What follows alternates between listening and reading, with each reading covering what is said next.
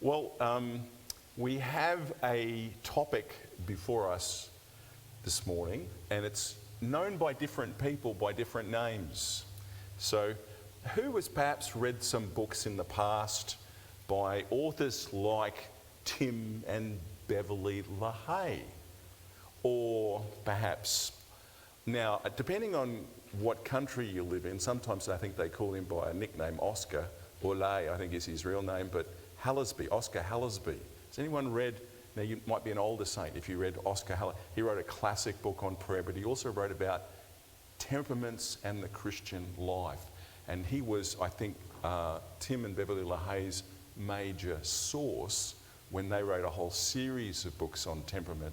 And since that time, is it Francis Littauer? There are people like Bob Phillips and others whom I have mentioned in your notes. In fact, we might be able to bring onto the screen some of the authors are there. Tim and Beverly LaHaye, Oscar, Bob Phillips, Kimberly Allen, and also another book down here which is related but different. Its authors are Tim Clinton, he's the president of the American Christian Counselors Association, and Dr. Gary Sibsey.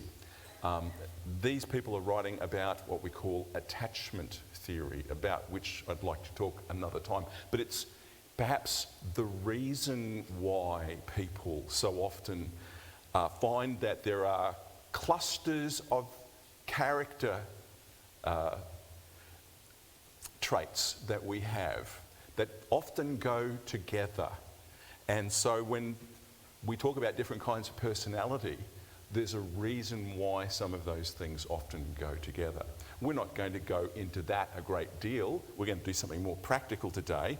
We're going to basically stick to observing patterns in our behaviour and in behaviour of other people in a way that will help us in relationships and showing patience and having insight about how to best encourage or deal with people who are different from us. So you can see in the picture there a couple of porcupines or hedgehogs, whatever you want to call them. And you can see there's someone on the left, our left, at the supermarket, just keeping to themselves, thinking, well, I'm just going to focus on what I've got to get done. And I think it might be a lady shopper, I'm not sure. No, it's a he. He's a sourpuss, says someone else. I smiled and he didn't even respond. How many times have conflicts in job workplaces or in churches begun with misreading people's behaviour, where someone ignores someone else or looks up like this and walks past someone else, and they have a nosebleed but we think that they're ignoring us, and they're walking past and we observe behaviour but we don't always read it well. That's what we're going to talk about today a little bit. Observing patterns of behaviour. And you can see here's another one where we go further than just mistaking what the behaviour means. We might actually miss out on a whole world of motivation. What's motivating someone? We're looking at what they say and what they do, but there's a whole inward motivation going on inside of them. And the Bible tells us in the Sermon on the Mount that the motives of the heart are really important. It's the motivation for which we do things.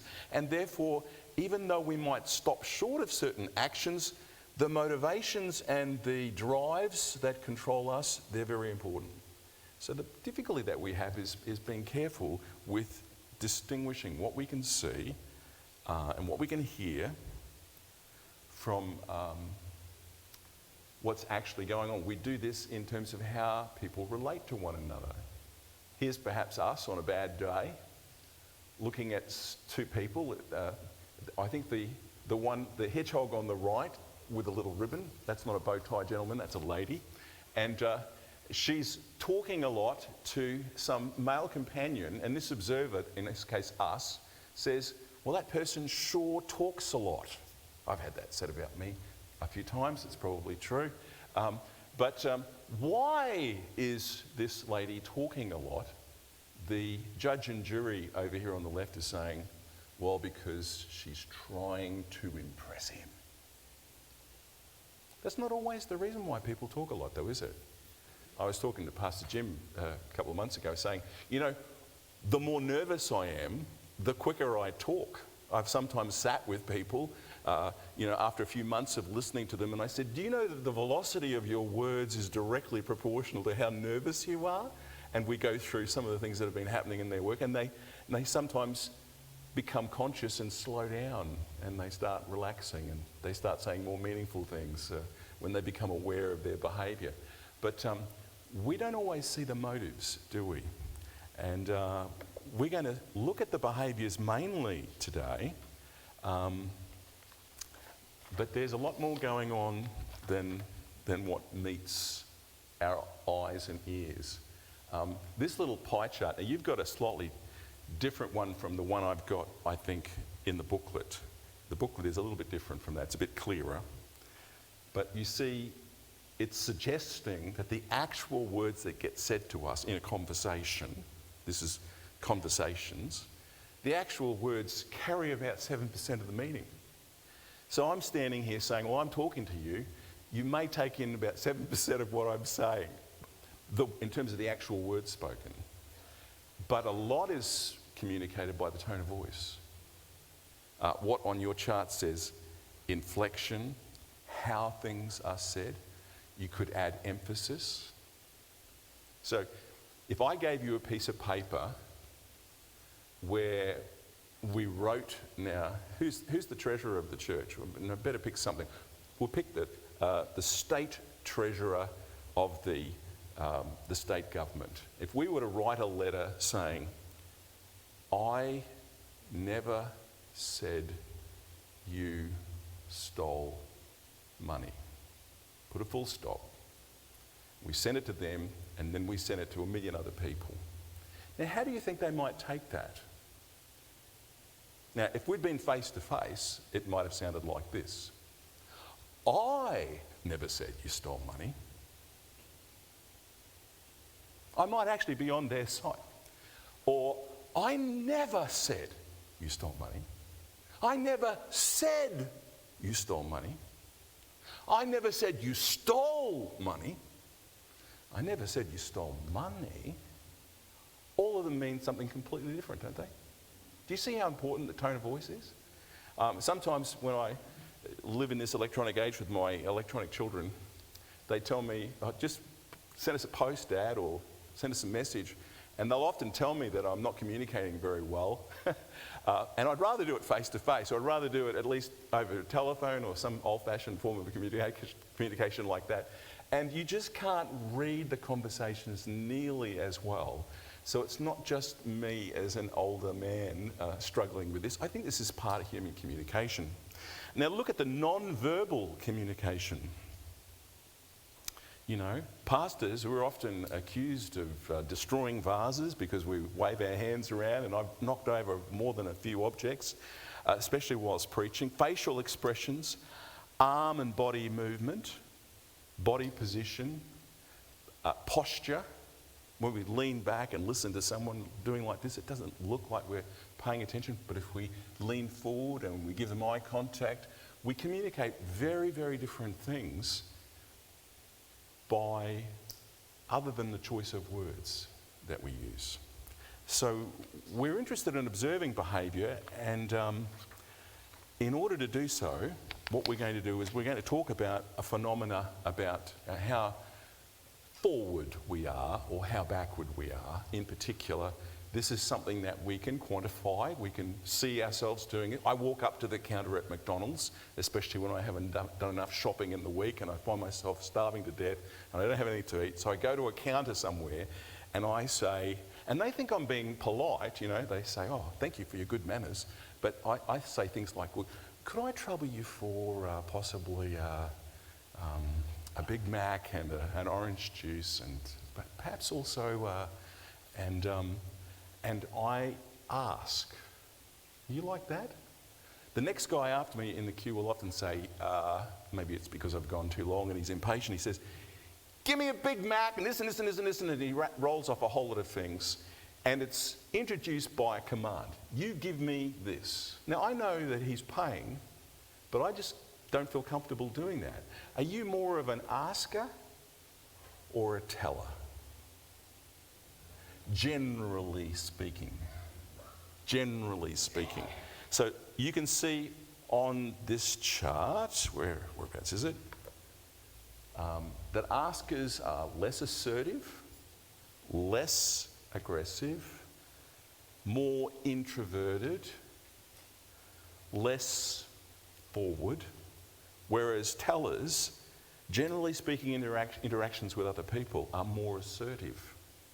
They are more forward. Now, aggressive sounds negative to some of us. We think that, but it's not necessarily a bad thing, because I'm not the centre of the universe. Someone being more forward or more aggressive than me is not necessarily a bad thing. Did Jesus sometimes speak very assertively, especially with his critics? He did. And what about this business about being introverted versus extroverted? Now, do you see those two lists there?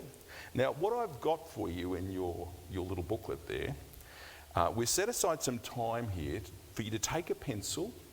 I suggest a pencil, but you can do it with a pen, to answer a series of questions that are in your book. And you see in your book like this, a couple of pages on, we've set aside a little bit of time to answer these questions, to figure out whether you're more than an asker or a teller.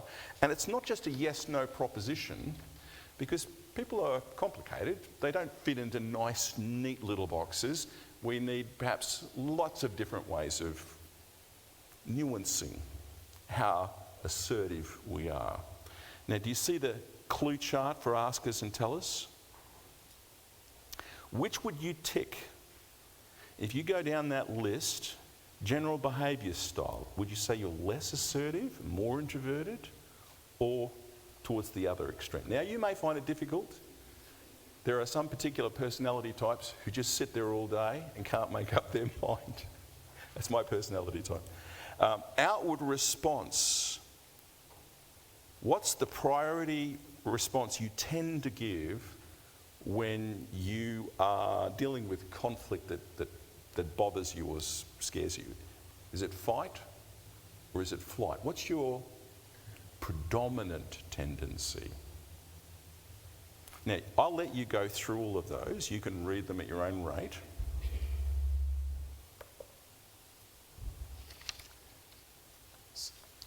So if you turn to the next page when you've finished that, you'll see something similar to what you have on the screen there. Askers and tellers.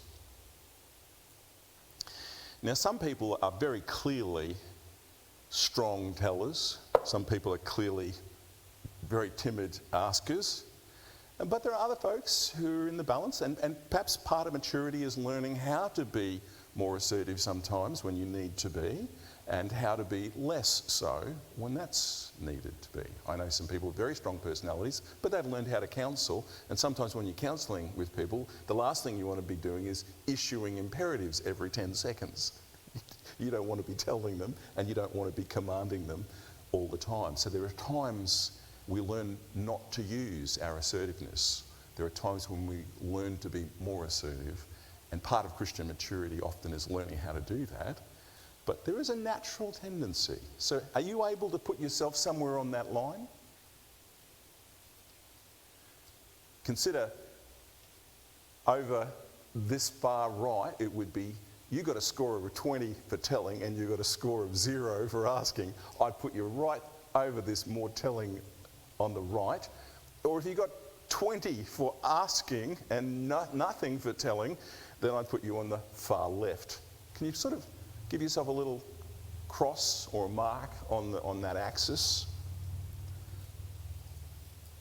Okay. Now, even if you haven't finished this and you're feeling like you need a few more days to finish that questionnaire, we'll move on. You can always come back to it later on, maybe this evening, and you can see that there is another page in your notes which talk about being task-oriented versus relationship-oriented.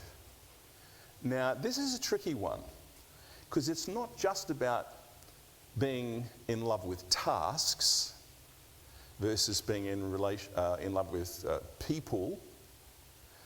It's complex.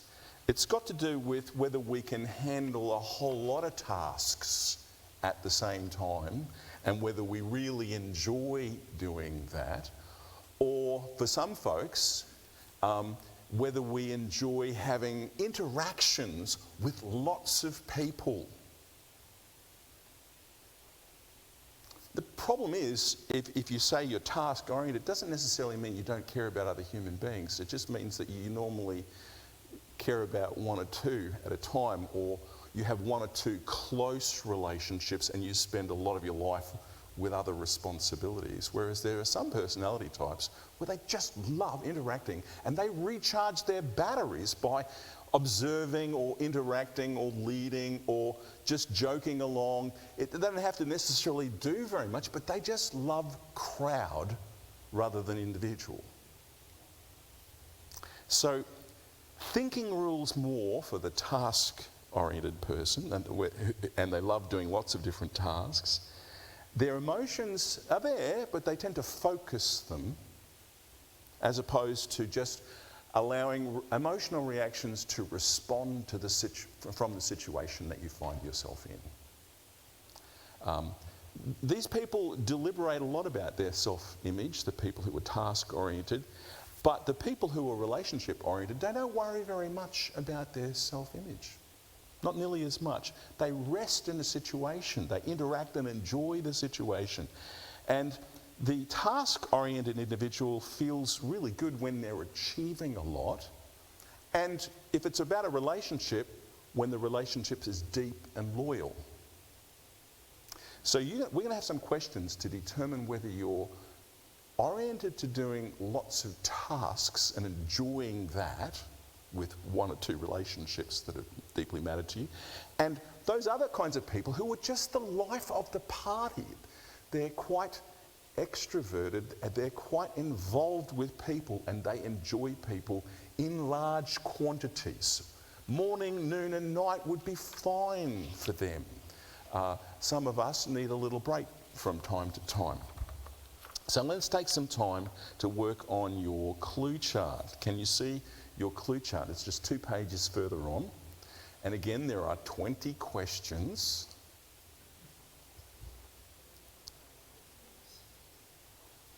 You didn't think that there was going to be an exam, did you? But you'll see the results. You don't have to necessarily share them with me or anyone, and you might want to change your results later on. So see the questions there. The first one, priority choice. More task-oriented than relationships. I would put an S there, relationships. It's the plurality of relationships that is the other column. Where it says relationship-oriented really means relationships-oriented. There's questions about dress, tone of speech, topics of speech, how we use our hands and arms, body posture, facial expressions.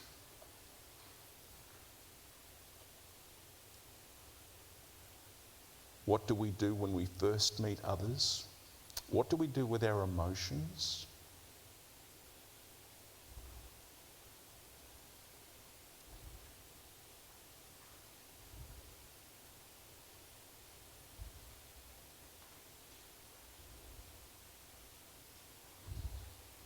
Do you see where it's got down the bottom, small talk? Some people are more interested in small talk and other people less.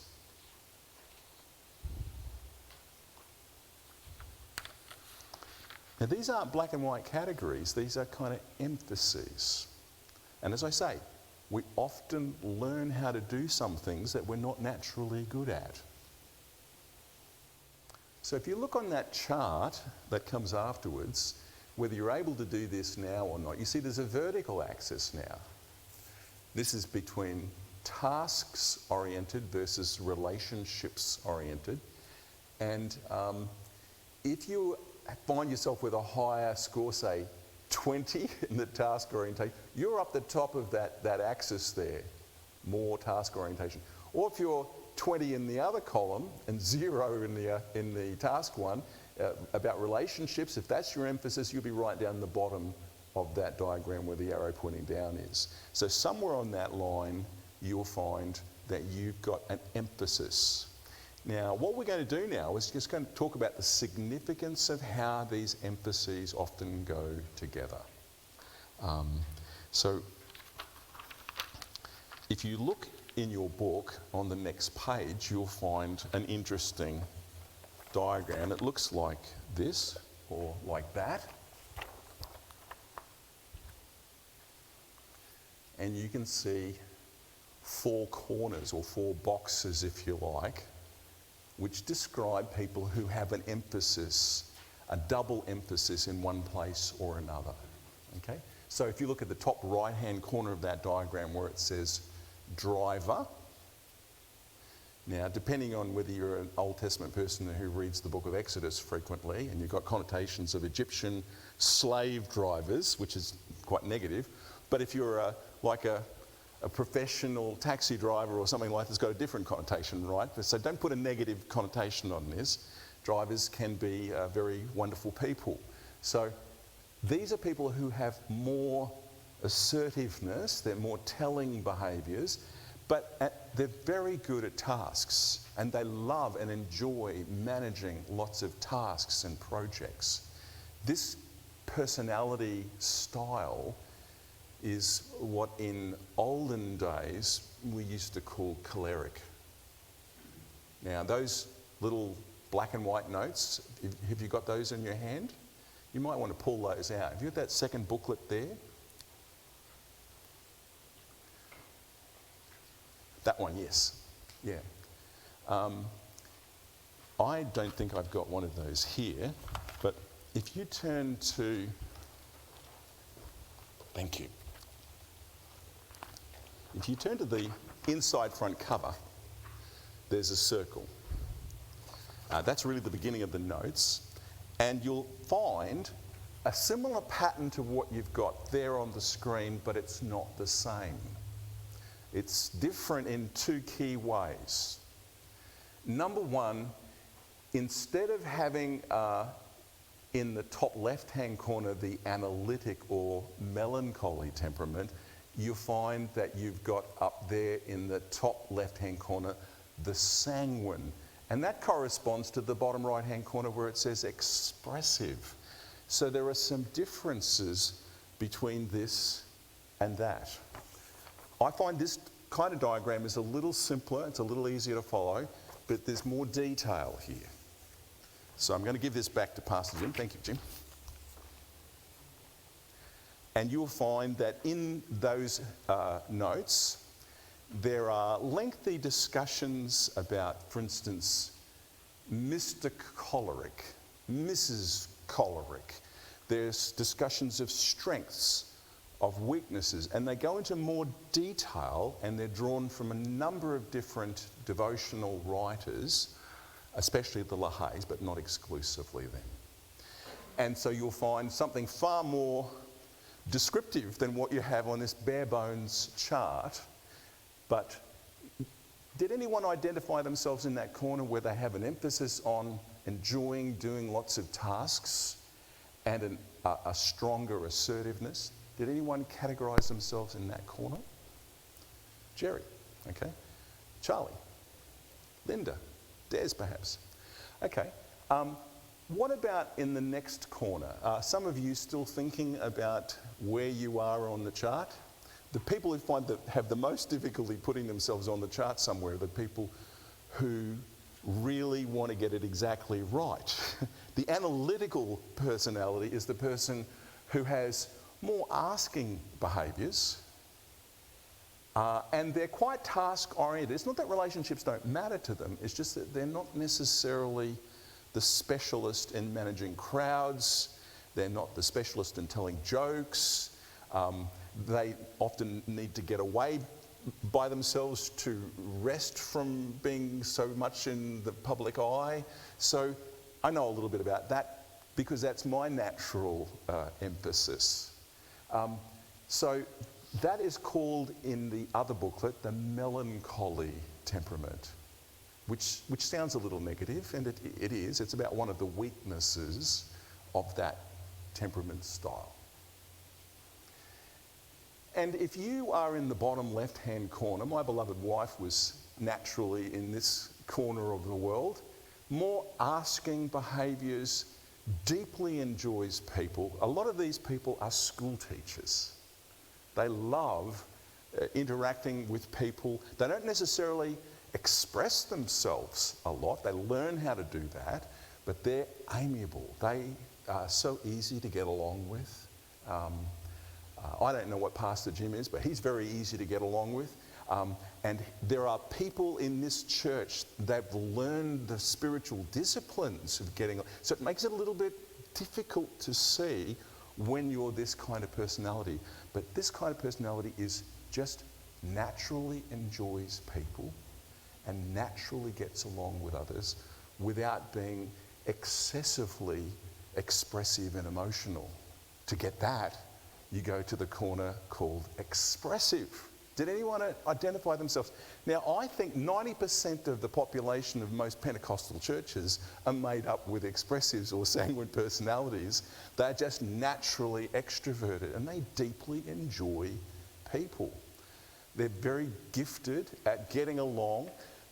An expressive or a sanguine person walks into the room and everybody finds that they can relate to that person.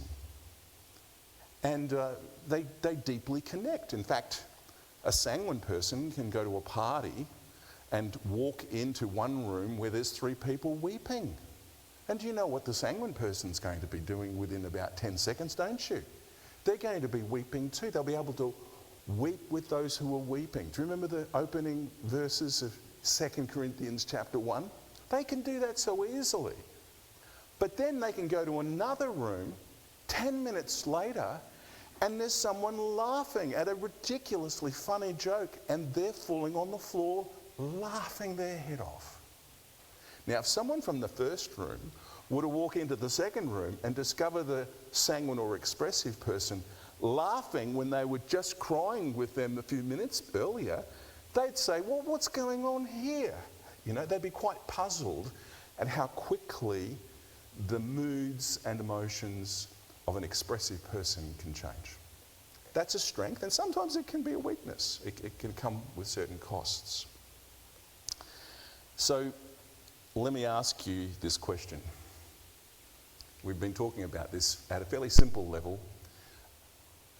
Do you see yourself mainly as an analytical, a driver, an amiable, or an expressive? This is about how you naturally relate to others.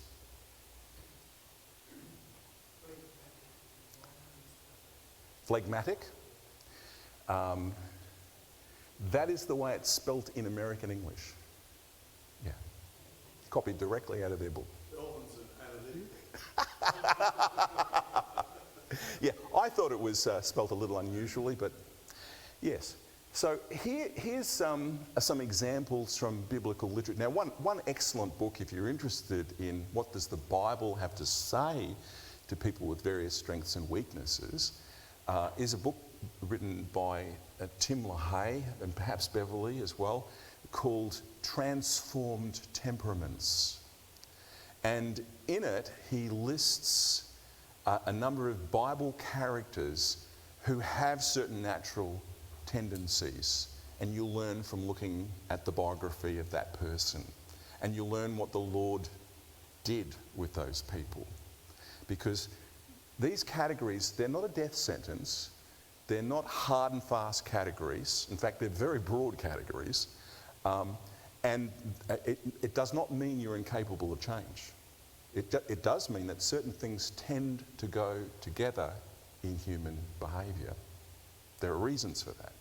And it's good to be aware of it, because when you're trying to overcome a particular problem in your Christian life, and you keep on confessing the same old sin, the same old sin, the same old sin, the same old sin, quite often the reason why you're doing that is because there are other issues connected to it that you never confess and that you may well need to. Yeah. I know it's not time for questions, but I find I have a primary one. Yes. the secondary one. Yes. And they're not a lot different. Yes. And as I've grown in Christ, probably there have been some changes as well that have occurred. Exactly. So if I had a criticism of some of Tim LaHaye's earlier books, I would say he does tend to give you the depressing thought that you'll be locked up into that corner of the universe forever. And no, I don't think he intends that at all. And some books are really very inspiring about how God changes the human personality, how you rely on the Holy Spirit, and he brings change and transformation. But just remember this, it's good to see how some of those character traits go together, because you may find that you're struggling with one, but you're not really struggling with one, you're struggling with several, and you're just blind to that fact. It's so easy because those character traits are very, very normal for you. I'm not saying they're necessarily good. Remember that circle on page 1 of your temperament notes? Inside the circle and outside the circle there are different characteristics. On one side there are strengths, on the opposite side there are weaknesses. We're not endorsing the weaknesses at all. So this is a very good thing to do, to be able to see what characteristics that you have that tend to go together. And this is not just about being self-centered and interested about ourselves. It can be very helpful in helping you understand how to better relate to other people who are different from you. Have you found yourself being very impatient or annoyed with some folks who just seem to rub you up the wrong way? I'm very good at rubbing people up the wrong way. I'm not trying, honestly. But sometimes I'm just very different from them. And depending on what style you have, you may be a little bit different or a lot different. And this is really helpful in understanding marriages and how close relationships work, because there are different kinds of tension that come into relationships because we have different styles. This is really helpful practical advice when, for instance, you're an analytical person, a melancholy temperament, and you're perhaps married to a driver. Now, I don't think I would choose to go into a relationship like that, because I don't naturally find it easy to relate closely to a driver. I think that's different. A driver would be like the Apostle Paul, especially before his conversion. Okay, so in Tim LaHaye's book, Paul is used as one of the examples of the choleric personality. Okay, Moses is used as an example of the melancholy personality. Peter, the Apostle Peter, is used as an example of the sanguine, the expressive. And what about the amiable? Well, Abraham's a good example of the amiable personality, the phlegmatic personality. So God worked with all those different personality types, and they all had their strengths and weaknesses, didn't they? I hope that by reading through some of that material, you'll become more familiar with some of your own strengths and weaknesses. And you may want to argue, and you may disagree with what you find written there. Just be careful. The reason why you're disagreeing could be good. It could be that you're not exactly like that. You don't fit in that category. You can have a secondary relationship style. You can be a product of the work of God in your life, and you might be maturing in certain areas, and you might be overcoming some of those weaknesses. Praise God. Or alternatively, you could be like me, and at times you could have a blind spot and not see that compared to the rest of the human race, you do have some weaknesses that you're not aware of. And so reading that kind of material can be good for your soul, especially if it leads you to pray, get help from others, seek the Lord's help in your personal spiritual growth. So it's a tremendously valuable resource. I'm not saying it's inspired scripture, but you can go and look at characters recorded in inspired scripture that show these very strengths and weaknesses. Who would like to be like Abraham and his faith and his quiet keeping on, keeping on? There's something very Australian about that, isn't it? And yet, she's really my sister. That was his wife, Sarah, whom he passed off as his sister on 2 occasions in Scripture. He goes along to get along, and that can be very bad sometimes, can't it? So every one of these personality types that Tim LaHaye lists, Paul, Moses, Abraham, Peter, they've got their strengths and weaknesses. What about Peter? What a wonderful character. The leader of the apostles with foot in mouth disease, right?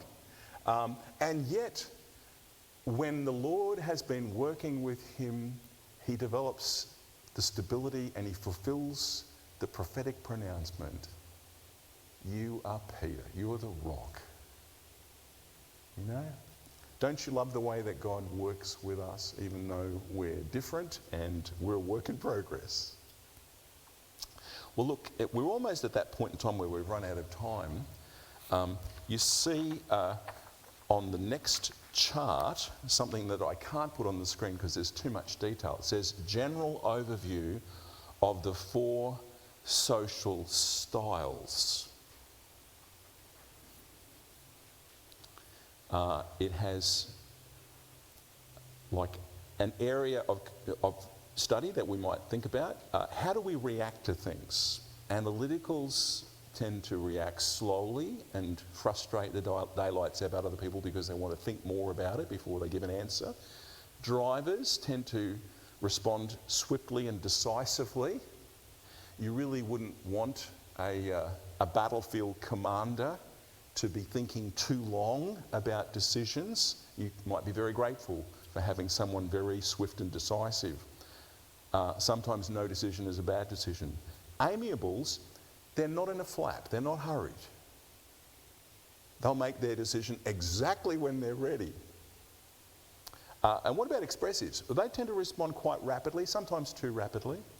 And you can think about all of these different characteristics, likes, dislikes, minimum concerns, behaviour directed towards achievement, behaviour directed towards gaining acceptance with other people, the kinds of actions that we do, the kinds of skills we tend to be good at, how we use time and how we think about things in terms of the frame of time, how we use our time.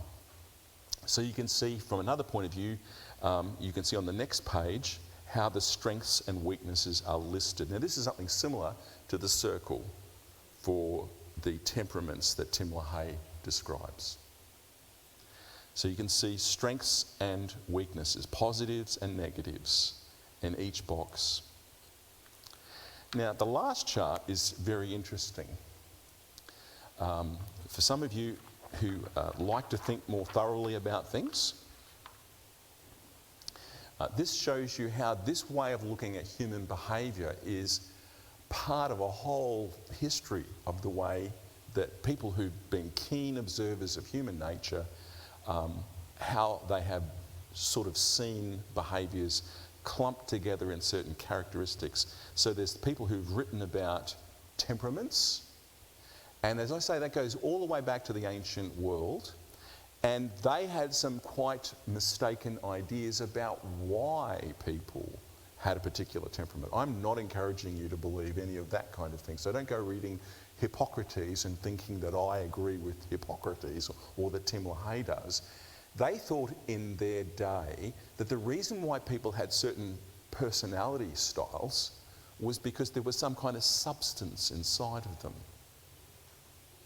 And it was all predetermined, whether it was one kind of substance or another kind of substance, and you really couldn't do anything much about it, right? Well, we don't agree with that.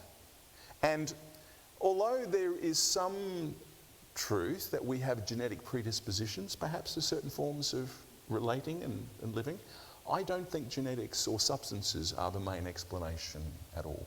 I think we're in a better place today to say that there are a lot of other reasons why we take on certain styles of living.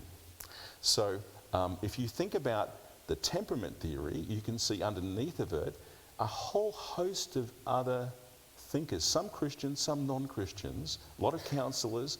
The Myers-Briggs personality type is down there as well. That's fourth from the bottom. Perceptive types, intuitive types, sensing types, judging types. You also find Stuart Adkins down there. Some of these are familiar to me. There are other systems of organising human personality. I was trained to use a temperament analysis method called the Taylor-Johnson temperament analysis tool. And it comes complete with big charts. And I think it's excessively complex for a situation, so I'm not going to suggest that you learn that. Another tool for counsellors was the MMMPI system, the Mississippi Multiphasic Personality Inventory. And again, and it's even more complex and more sub-qualities than this one. I think Jim is quite right to say you can get a long way by using this 4 different approaches and recognising that you might have a secondary style or even a tertiary style. So we have a diagram for that in the next booklet.